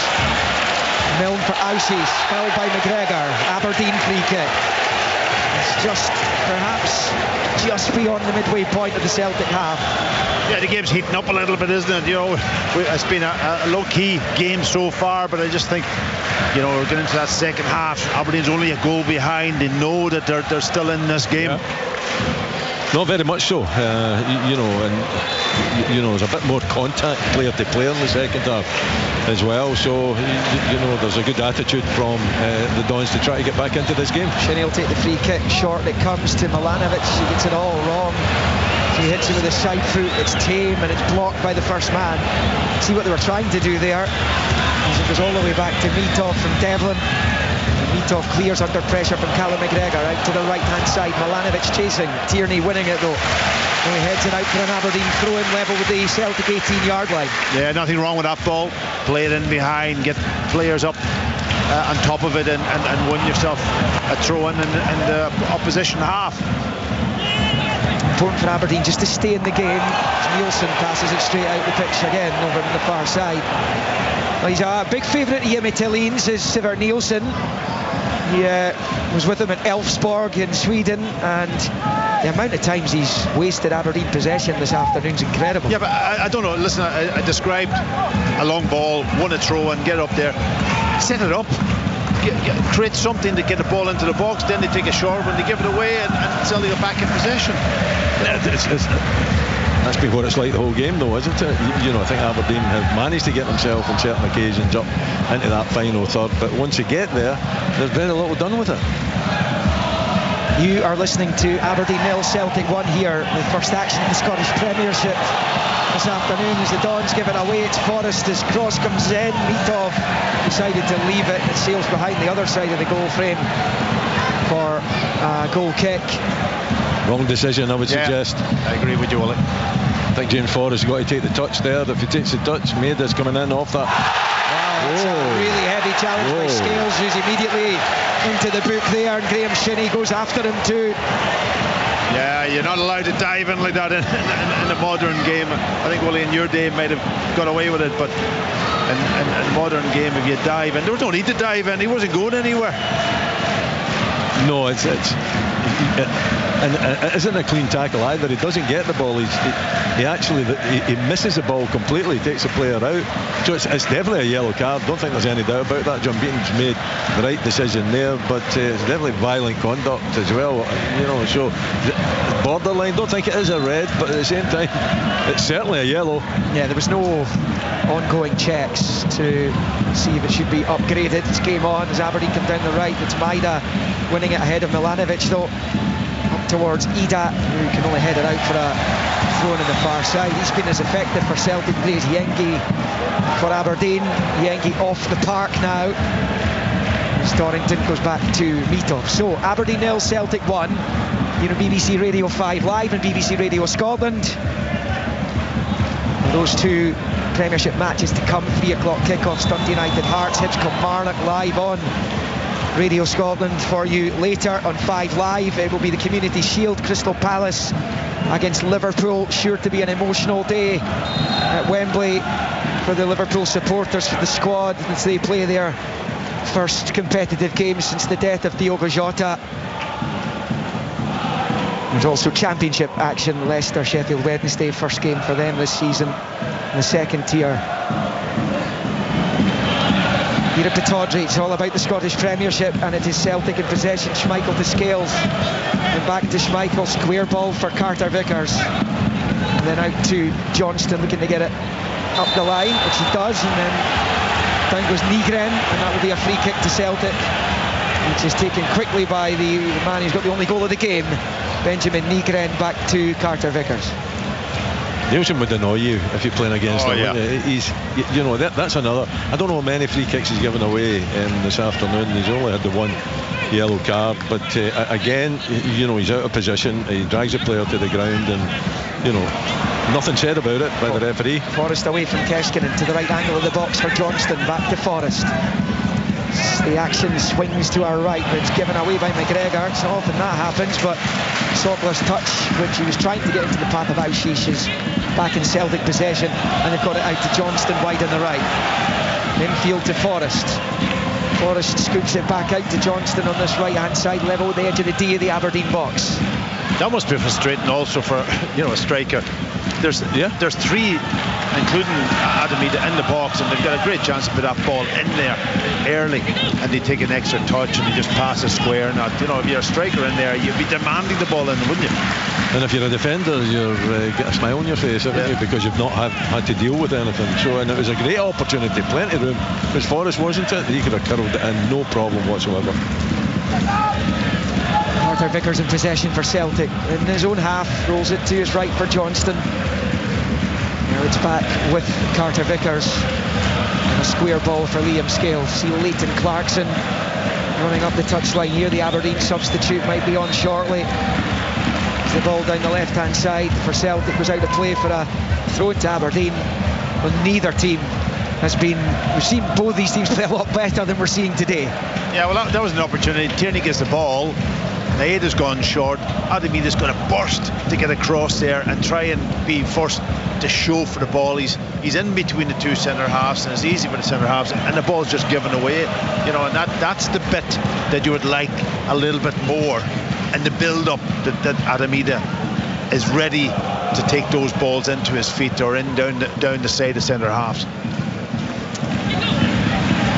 Celtic with Forrest. Devlin's caught him. It's going to be a free kick to Celtic. I think that's a fairly obvious decision this time for the match official. Celtic have the free kick just inside the Aberdeen half. Brendan Rodgers down there in dialogue with his first team coach John Kennedy. As Carter Vickers picks up, plays it to his left for Scales. I think Celtic are going to look to their bench shortly. Luke McCowan, who scored here last season, is one of the subs down below us. And it looks as though it's going to be one of the new boys, Yamada, as Hatate goes for goal. What a finish that is! Hatate finds the top right corner from just outside the D, side foot. It is outstanding. The man who was the match winner in the meeting between these two last December has just scored an outstanding goal away from the grasp of Mitov, in off the underside of the crossbar. And on 65.5 minutes, it might be game over. Aberdeen 0, Celtic 2. Yeah, it was a lovely little run from Nygren down into the right, sort of almost wing position, and then he picks out the pass at the edge of the box, probably about 23 yards out for Hatate, and he struck it beautifully. The goalkeeper, I don't think had any chance, even though it's on his near side, it's high up into the corner. It would have been a brilliant save if he got near it, but the strike for Hatate, beautiful goal, and put Celtic in to a commanding position, I've got to say. Yeah, you're not saving that one, really. It's absolutely perfect, and Nygren takes a lot of praise for that as well, going down the right hand side, getting it back onto his left foot, and then picking the midfielder out. And Hatate, what a strike! It's a little curler. It's absolutely, well, is it perfect? It grazes the crossbar, doesn't it? Mitov's a big goalkeeper. He's got a huge stretch. He's not that far away from it, but really, he's never getting it. Well, Aberdeen have made the change that they were going to make at 1-0. They're going to make it at 2-0. Leighton Clarkson replacing Sivert Nielsen. Former Liverpool youth player comes on. See, the youth player, he made a couple of appearances in the first team with Clarkson. As the ball goes out to play for a throw-in on this near side to Celtic. Is a heck of a long way back for Aberdeen now. Yeah, Celtic make the substitutions also, and Tierney's gone off, Scales has gone to left back, and they've gone, and Adamida's gone off. Yeah, Austin Trusty's come on, and Shin Yamada, and it's going to be your first look at him.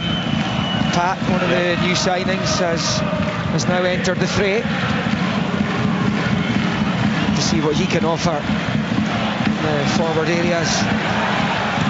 It was his compatriot Hatate who made it to Aberdeen. A long road back here as that goes over the top of Jensen, and Maida's onto it, and he could be in for a three. Maida stumbles, trips over the ball. And the delight of the home fans who've not had much to cheer this afternoon. Daisen Maida's eyes would have lit up because he was in on Mitov there. Yeah, but he's just tripped over the ball, and it always looks rather silly when you see that. It is 2-0 though, so he can afford a wry smile. Yeah, disappointing for him because he had made a great run and it was a good ball over the top, and Jensen again left for dead. He just, when he got control of it, his legs went away from him and around about the edge of the box when he was just about to take a touch and have a strike on goal. And it surely would have been a goal. You know, I mean, it's 1v1, although he missed one, didn't he, in the cup final against Mitov. So Mitov made the save on that occasion. But it was great play from Maida. Lovely ball over the top. He timed his run perfectly, took a really good touch, and just the stud didn't get any traction in the grass, did he? It went to ground, and that was a chance gone. He's made a difference, Maeda, in the second half, though, I think he's made better runs forward. He's come in off the left-hand side a lot in the second half and been a real threat. Long ball is aimed for Yamada, but Dorrington gets there first and finds Jensen. Shinny back to Alfie Dorrington. His low ball up to the halfway line's read well by Scales, and Celtic back on it. Scales tries to pop it through to Yamada. It's blocked and out for a throw-in on the far side. Yamada on for his debut then. Signed a 4-year deal, joining from Kawasaki Frontale in his homeland. Made his Japan debut earlier this year. In fact, it was last month. Friendly against Hong Kong. Trusty picks up forward to Hatate. Back to Trusty, and he squares it to Carter Vickers. Heading towards the final 20 minutes here. Aberdeen, Willie Miller, staring at back-to-back defeats to open the season. Yeah, I mean, it's a really tough start to the season for them. They've obviously had the option of cancelling the Dundee United away game, which would have been the third one of three, and looking at these fixtures at the start of the campaign, then you knew it was going to be a tough one, and Aberdeen were going to have to be ready for it. To go the first two games of the season, no points at all, then it really is, you're on the back foot, and you've then got to hope that you get a bit of momentum going. It's out to play for an Aberdeen throw-in level with their own 18-yard line over on the far side. Yeah, the clubs in Scotland, of course, have the right to request the postponement of a fixture in August to help them focus on qualifying for the European tournament they are trying to make it into. In Aberdeen's case, they're going to get a stab at a Europa League playoff against the Kosovans Drita or FCSB of Romania, and it is the Romanian side who are 3-2 up going into the second leg of that one on Thursday. A big week of European football. Pilsen against Rangers on Tuesday evening. We'll be live on BBC Radio Scotland. 6 o'clock kickoff. Rangers 3-0 up in the first leg, and on BBC Radio 5 Live it will be the Super Cup. Paris Saint-Germain meeting Tottenham Hotspur as the Champions League winners face the Europa League winners. That in the northern Italian city of Udine. As Maida gets the cross ball into the Aberdeen box. Devlin, facing his own goal, tries to clear. More height than distance on it. Comes off Nygren's head all the way back towards Trustees, just outside the centre circle. He finds his compatriot Carter Vickers, who goes back to Austin Trusty, and then he goes all the way back to Schmeichel. Aberdeen are going to make at least 2 more changes, but it kind of looks and feels as though the horse is bolted for them here. Yeah, Celtic are in control, aren't they? They're knocking the ball around, they're keeping possession, they're waiting for the moment, and Aberdeen just struggling a little bit to get any possession. Yeah. They've had nothing in the final third either. The Keskinen strike after Scales gave the ball away was the only opportunity that they've had. They've been pretty mild in the second half. They haven't really been at it. It's been disappointing, I think, for the home fans. That's for sure. And with the 2-goal lead and Aberdeen not creating any opportunities, you wonder how they're going to get back into the game. Yeah, well, you can't produce any bite if you're toothless, and that is the problem for Aberdeen. A limp showing in the attacking areas as Keskinen comes off to be replaced by Shayden Morris, their player of the year last season. A big say in that Scottish Cup final success. His ball smashed across, came off Kasper Schmeichel for the OG 7 minutes from the end of the 90. Milanovic coming off as well, as is Graham Shinney. Fletcher Boyd, the youngster, comes on, as does Dante Polvara, the big American. But Aberdeen at the longest of odds, really, to salvage something from this game that Celtic are controlling and 2-0 up in. And here's Maida driving from the far side touchline, gets the ball into the box, it's blocked by Devlin, prevents it getting through to Forrest. McGregor picks it up and goes back to Carter Vickers. Then square to Trusty. Out it goes to Scales on that left-hand side. Benjamin Nygren at Celtic 1-0 up in the first half, and a quite wonderful second goal scored by Reo Hatate. Have them in cruise control now. A little flick from Yamada, comes all the way through to Mitov though. Boots it up into the air, the wind's got up again, the ball catches in the draft up there as Boyd picks up, driving across halfway, down he goes, fouled by Hatate, yellow card for Hatate, free kick to Aberdeen, 2-0 to Celtic, as Callum McGregor also has a yellow card flashed at him for something that went on before that. A couple of mild late challenges, I would suggest, more body contact than anything else for both the Celtic players. But Celtic don't really have to do too much now, do they? What, 74 minutes in the clock? They just have to make sure that they keep possession if they can create another opportunity. Obviously, if they take it, the game is definitely over, but at this stage it's going to take a big effort for Aberdeen to get back into this game. Free kick into the Celtic box, away by Trusty. Morris picks it up on the right. finds Jensen, ball forward, Soccer tries to help it on its way, Polvara attacks it, goes down, Schmeichel saves with a foot and holds on at the second time of asking, and it stays Aberdeen 0, Celtic 2. Polvara's not exactly appealing for a penalty either.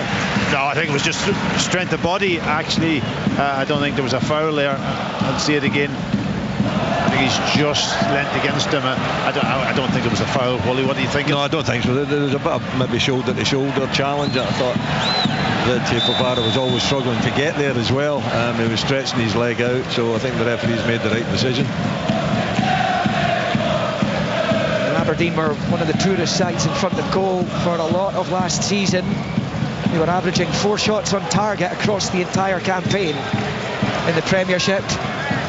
And they're almost 2 league games into their season now, 50 minutes left of this one, and they've managed 2 shots in those 2 games on target, and one of those was the Auschwitz one in the first half today, which Schmeichel saved.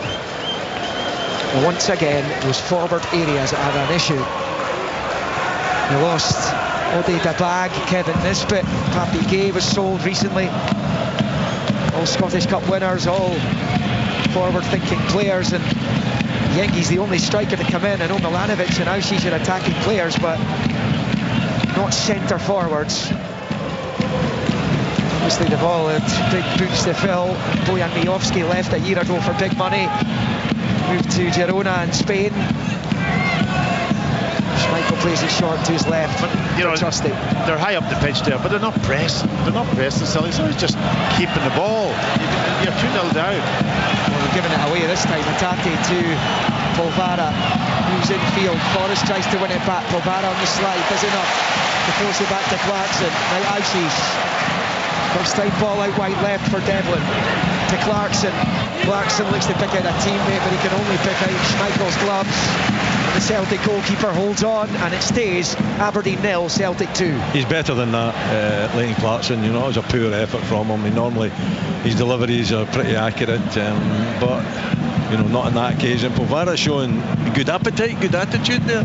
You know, 1 or 2 or 3 challenges, getting the crowd up and allowing Aberdeen to have a little bit of possession in the final third. Yeah, but here comes Celtic, 1 ball through, finds Johnston, who can only ripple the side net. I'll tell you, he had 2 options there. One, of course, he's going to get into a great run, and he's in round about 7-8 yards out. Tight angle though, he just could have cut it back to Yamada, who was relishing the thought of maybe getting his first goal. Changes for Celtic. Willie, 2 seconds. I'll just get these out of the way as James Forrest is replaced by Luke McCowan, who I mentioned scored here last season, scored the only goal in their win over St Mirren a week ago today. And the other change will be the Belgium international Arne Engels to replace the man who got the second for Celtic, Rio Hatate, who's taking too long to get off the pitch, according to the Dons fans around about us. Celtic though in the comfort zone, Willie Miller. They are, and that was a big opportunity for him. Alistair Johnson should have done much better. He's gone for the tight top angle, isn't he? You know, the top post they stamp near post, really tight to be able to execute that one. He didn't actually hit the target, hit the side netting, but for me, Pat, I think it's one across the face of the goal, because the defender's coming in as well. Could easily come off the defender. He might find, you know, a hook jersey as well. Big chance, and I thought it was squandered. Tried to play for a throw-in on this near side for Aberdeen, whose next match will be in the League Cup last 16. It's a tricky looking tie when you consider their problems in front of goal. They're away from home to face second tier Greenock Morton. Celtic will host Premiership new boys Falkirk on Friday evening. As Trusty goes back to Schmeichel. Long ball from Aberdeen, just not paying off.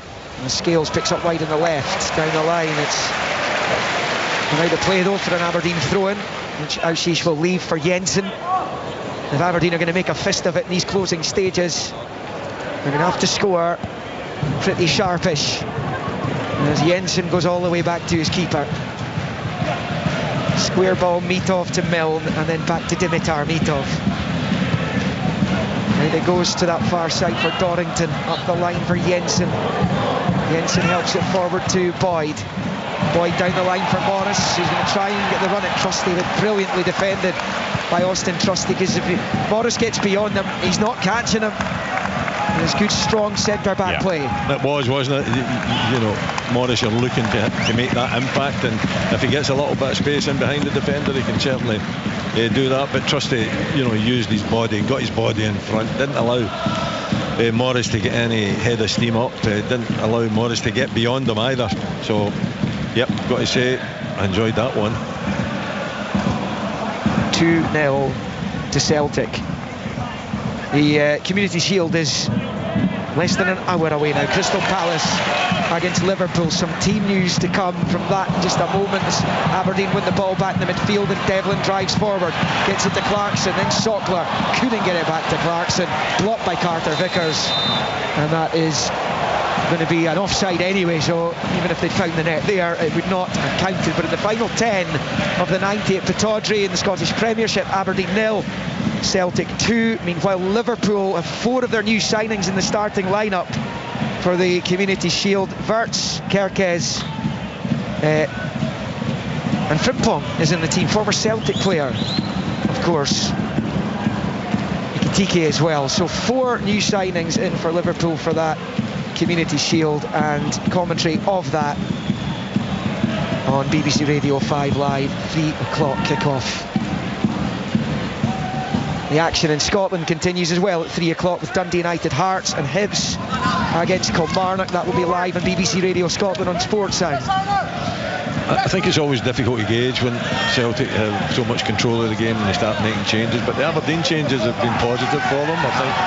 More energy in midfield, yeah, for sure. In the second half, it's they've won a little bit more possession. They've got the 2 up front more or less with the substitutions that Jimmy Tillene has made, and maybe a little bit that Celtic have just taken the foot off the gas as well, but Aberdeen certainly been more productive in the last 10-15 minutes.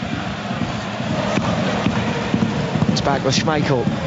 He'll turn it out to his left there for Scales, up towards the halfway line.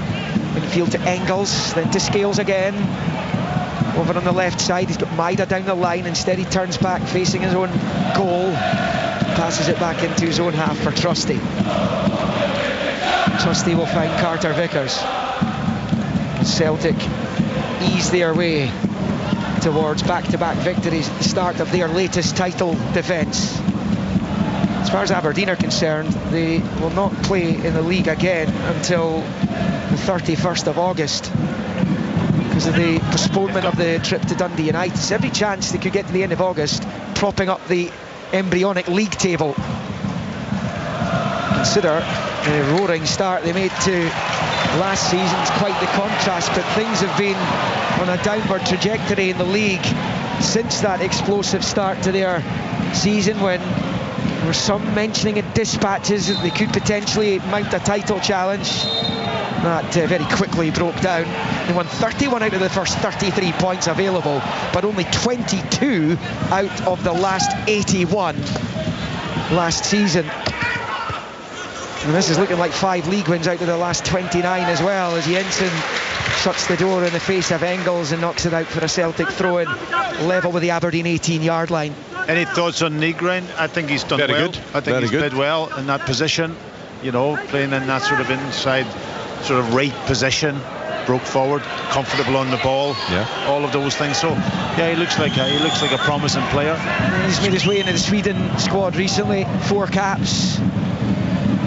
He looks to forge an international career, will he? Yeah, he scored the goal and set up the second one as well, and had another opportunity for showing a little bit more composure in the first half to hit the net again.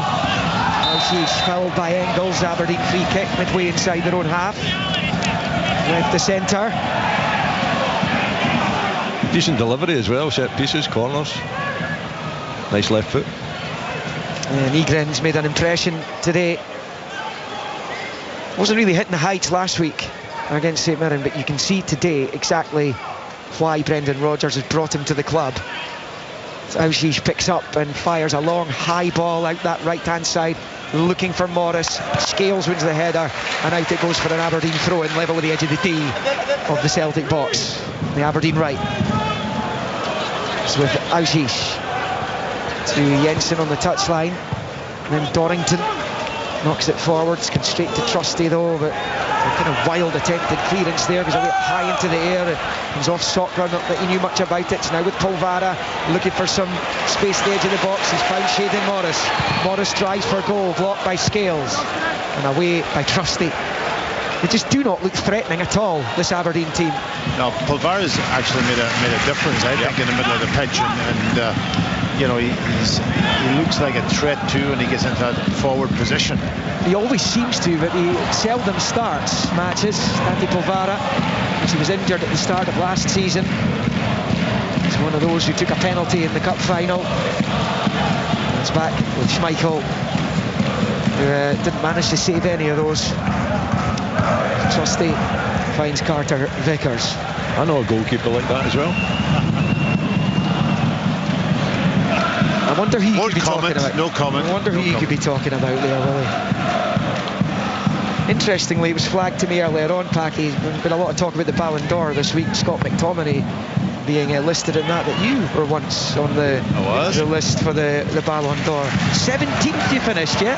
There you go. There you go, William. It's not bad. It's not bad shooting that, is it? No, I didn't. There you are.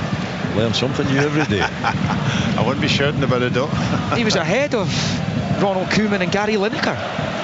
Astonishing. Easy, Liam. Easy. I'm embarrassing you now. There's Schmeichel picking up at the edge of his own box and shifting it to the left for Trusty, who passes along the edge of his box for Carter Vickers, then back out to Trusty on the left. Celtic are going to bring on the Scotland international Anthony Ralston to the closing stages of the match. We're into the final 4 of the 90 here. Aberdeen 0, Celtic 2. And Schmeichel with a long ball forward, which is cut out by Devlin. Poor touch from Devlin allows Engels to take over. Yamada back to McCowan. Out to Maida on the left. And then back onto the halfway line for Scales. Yeah, Celtic just keeping the ball. They had opportunities there to go maybe exploit space in behind the Aberdeen defence, but they elected to come back and just keep the ball. They're 2-0 up and they know that they're in a position to win this game as long as they don't give anything silly away. This is like watching a training exercise. It is. They've dominated the game, haven't they, from start to finish, and Aberdeen have had very little say in matters, and at this moment in time it is just run the clock down. You know, they reckon they've got the game win. We can't argue with that. Because I don't know what that possession must have went up. What was it, 79%? It must have went up in the second half because they completely and utterly dominated the second half.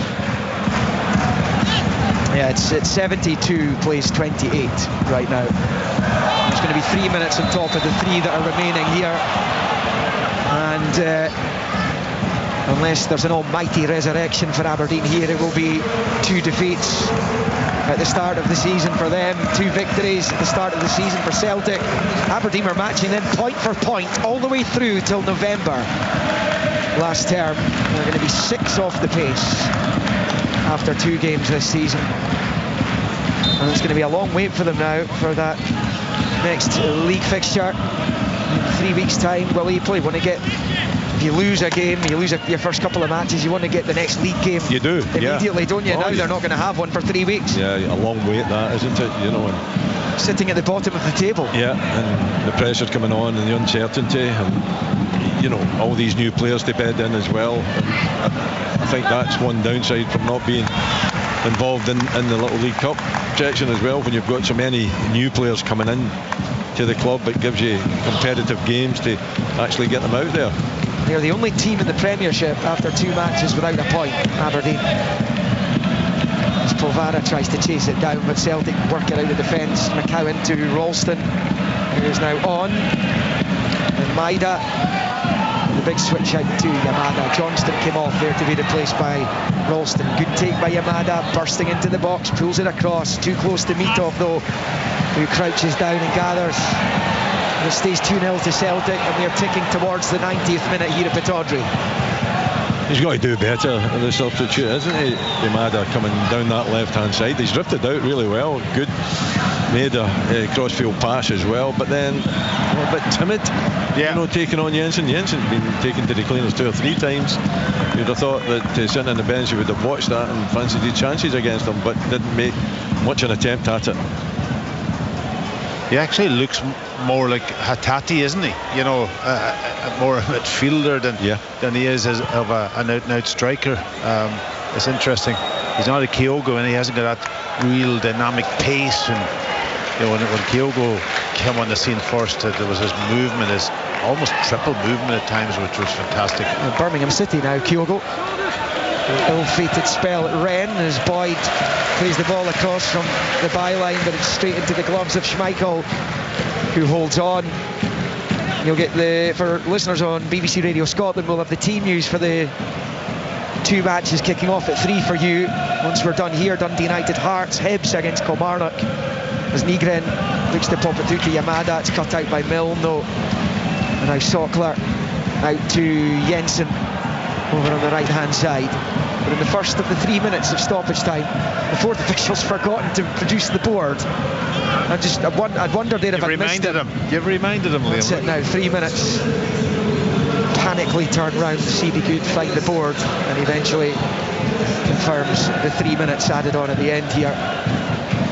And it's been another pretty tame Aberdeen performance, and they've clearly got plenty work to do in the remainder of the transfer window. I just wonder, Willie, if Jimmy Tillin, looking at this, is going to have more work to do than he'd bargained on. Yeah, I think it's been a really poor start to the season, there's no doubt about that. The 2 games so far have not shown us any real positivity, I don't feel. As the flag goes up, so the play stopped just now. Yeah, there's a lot of work to gel the new players as well, I think. Liam, you know, I think a lot of work in the training field to get them to understand what they're supposed to do, particularly the front lads, where they look as though they hadn't really played with each other for most of this game. Certainly in the first half that was the case. So a lot of work for Jimmy Tillin to get on with, a lot of work for the recruitment team as well to hopefully bring in replacements, and a lot of work for the physiotherapists as well. Some players injured, you know, at the beginning of the season, not helping the situation either. Well, Nicky Devlin has been yellow carded for a foul on Nygren on this near side. Nygren been helped back to his feet by McCowan. And there's just over a minute left of proceedings here, and it will be a Celtic free kick. So the champions are going to have an opportunity here to ice the cake, Packy. Yeah, I don't know whether, I think they will maybe knock it into the box. They could keep it and just run down the clock, but they might throw it in there. Trussey's gone up, Scales is up, and that just put it in between that goalkeeper and the defence. He then won the free kick, but it will be taken by Engels on this near side, right-footed, bent in a good area. The header's over the bar from Yamada. The offside flag goes up anyway. That'll spare his blushes, because he's right in front of goal, and if you're a striker, you want to be hitting the target with that. That's it. That's the first taste of goal he had, and came up short, but you know, Aberdeen held the line well, and he was well offside. Long ball from Mitov. Ralston's underneath it, beating Polvara to it. Run back by Devlin. Up and under down the left from Nicky Devlin. Sockler will chase it, but he's out of play for a throw-in off Ralston. And this is about level with the 18-yard line, so Aberdeen will potentially get the last chance of the match here. That's the 3 minutes of stoppages up, and Devlin will bowl the ball into the Celtic penalty area as Aberdeen look for some consolation. Boyd's efforts blocked. Devlin across, it's cut out by Ralston, and that's it, all over here. Victory for Celtic, 2 wins out of 2 for the champions. A goal in each half, enough to do Aberdeen in one of their favourite league fixtures against the team that denied them the treble last season, and that Scottish Cup penalty shootout success, which Aberdeen celebrated wildly over the summer. Nygren with the first, and his first for the club, with the second arriving outstandingly so from Rio Hatate. Aberdeen simply had no answer, and an Auschwitz long ranger in the first half, saved by Schmeichel, is all they mustered on target. And now they look up at all the other teams in the Premiership above them after 2 matches for them, and they are the only team in the Premiership yet to register a point, though it was a tough start for them.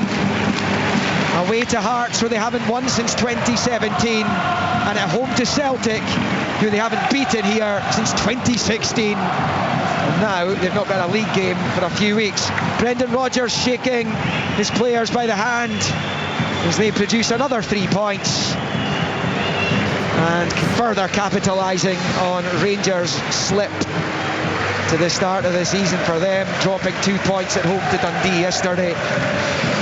Celtic win at Pittodrie again. It finished here. Aberdeen 0, Celtic 2.